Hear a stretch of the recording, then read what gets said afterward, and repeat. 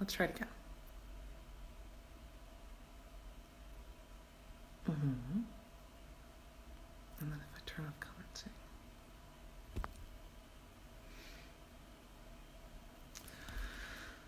Okay, let's see. There we go.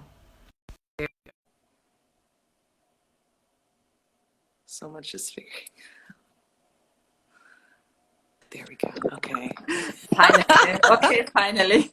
We did it. Okay. All right. So, salam alaikum. ببخشید فارسی من خیلی خوب نیست. So welcome everyone to our collaborative poetry and painting performance. My name is Alia Sadigapur, and this I'm one, Marina. yes, is Marina. And Marina, would you like to tell everybody maybe a little bit about what we're going to be doing today? Okay, Alia is poet. I'm a painter, and we did already collaborations before. We wanted to present you an overall experience of poetry, voice, a little bit music and painting. So that's why you see both of us. Alia will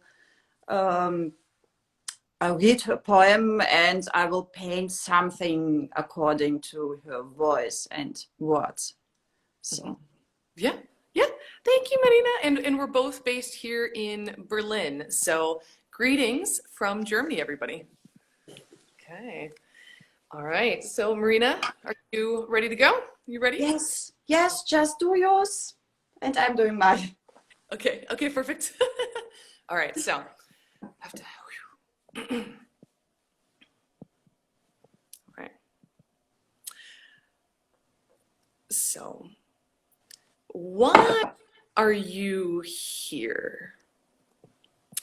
The important thing to consider while trying to answer this question is that you are not. You is a linguistic construction used to represent this thing that experiences. It's just a pronoun, a construction used to represent and identify who you are. But can you describe yourself without pronouns? Without you and I? Without they placed between he and she?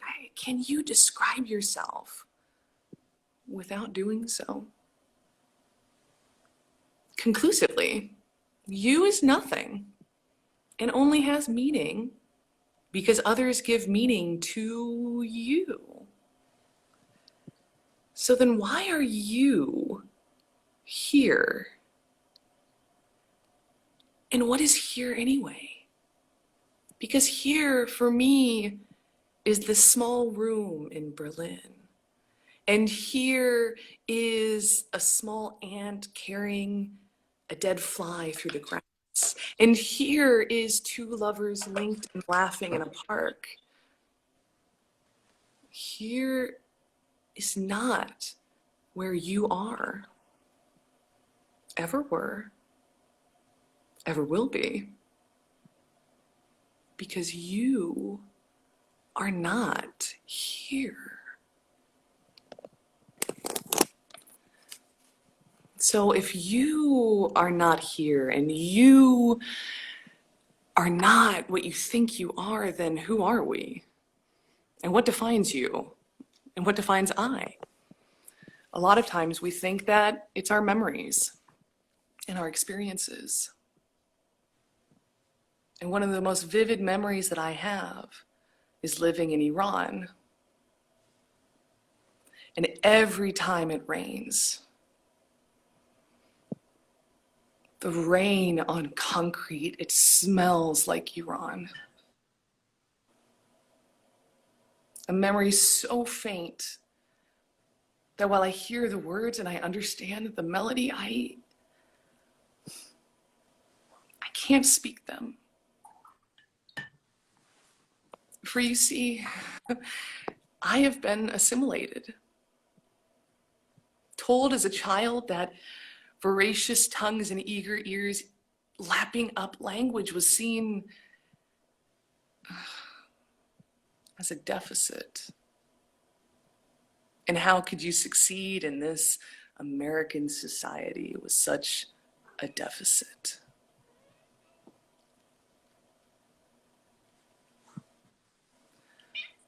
So they took my mother tongue from me,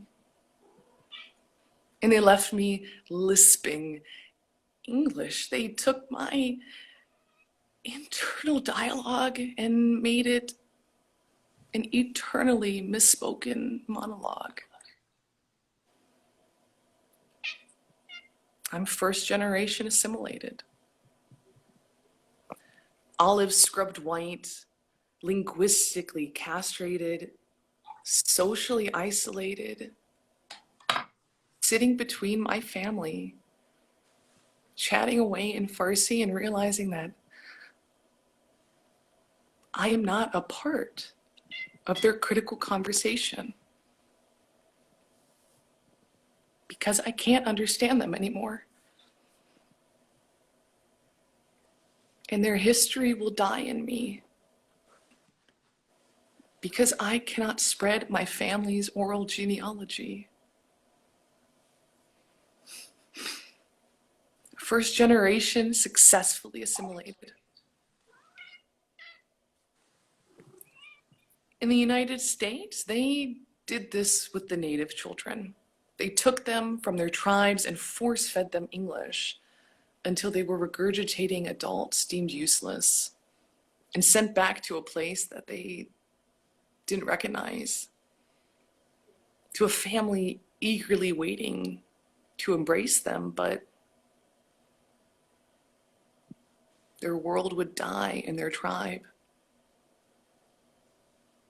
Successfully assimilated. So some of them stayed, but others left,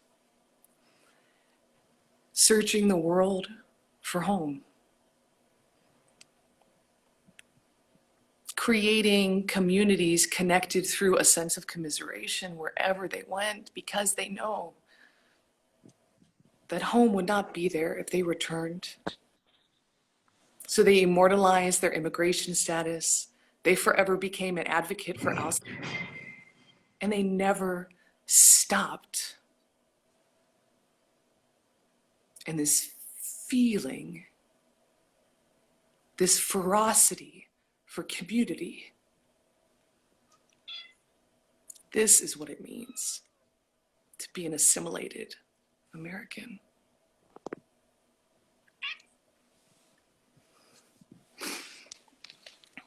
Okay.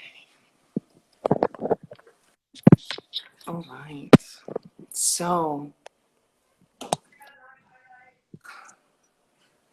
I told you a little bit about me and my background and who I think I am. But I think in times like this, when we are faced with something that is so much bigger than ourselves, and it's so difficult to comprehend, that we have to humble ourselves and realize that we are not these all-thinking, all-powerful beings, and we are infallible. And yeah, we are a very small part of a very, very big universe. And I think it's time that we take this opportunity to reset ourselves. So this is our hard reset.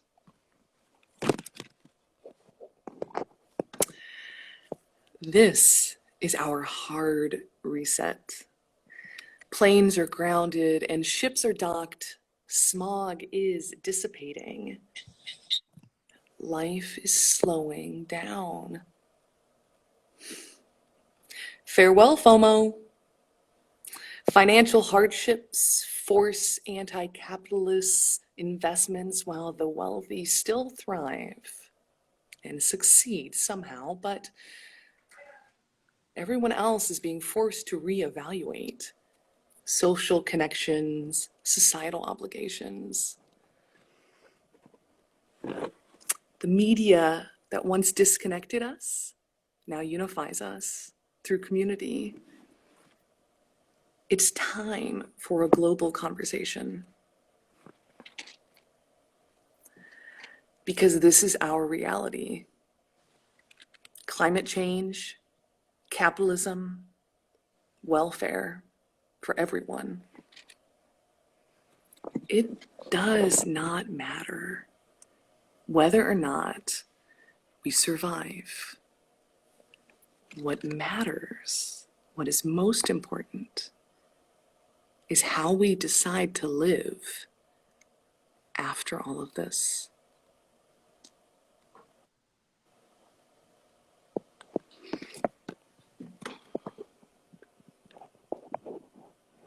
Okay.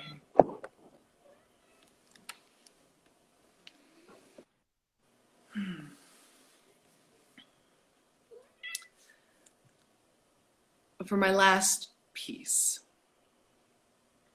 I want to talk about something, a word that gets thrown around a lot that I don't think we fully understand exactly what it means. It's called solidarity.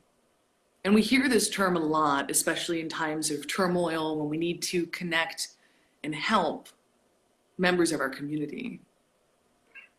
But are we really using it the way that we're supposed to? Because this concept of solidarity shouldn't just appear on occasion. It should be our main utility. So can we unanimously agree on something without qualifiers or determiners, without prefaces or modals, without which, but, if, why, how? Hold on a second. Let's stop at the how. How can we unanimously agree on something if we can only feel it? If a word uttered climbs into another's mind, does it become food for the spirit? And if a thought flutters by the ear, is it music to our minds? If a feeling is shared in an opiatic moment, will the body remember? How can we unanimously agree if we are all missing our key utility? When émigré finds other diasporas and creates an esprit de corps, and when there's harmonious cohesion that acknowledges both Fernweh and Hireth, when Merrick allows for Lafargan, how can we unanimously agree when we are exhausted by the senseless violence, infuriated with these non-believers, and betrayed by our very own allies? When we are trapped in a continual state of malneurophrenia? This is our only viable option. Solidarity as utility, performing several functions, advancing all viabilities, connecting our consensus through camaraderie, and materializing our mutual loyalties. This will help us survive these unscrupulous spectators who witness and jeer at our pains while making profit. So, my question for you now is no longer how, nor why, which, where, what, but when. When solidarity is our key utility, how can we ever not avail?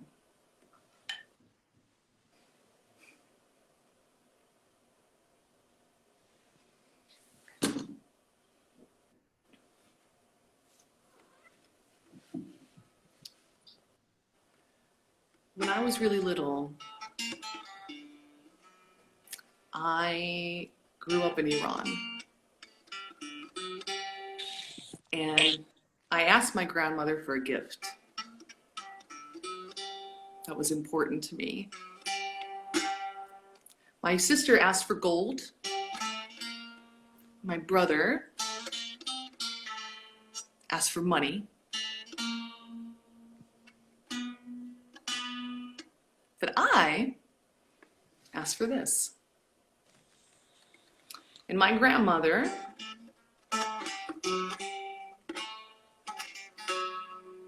brought this back from Iran for me, realizing that it was one of my few connections that I still had, because I couldn't speak Farsi anymore, and I couldn't go back to Iran. So she brought this back for me. And I like to think that when I play it, I connect with all of you on the other side of the world. I miss you a lot, Iran. And I thank you for everything you have ever taught me.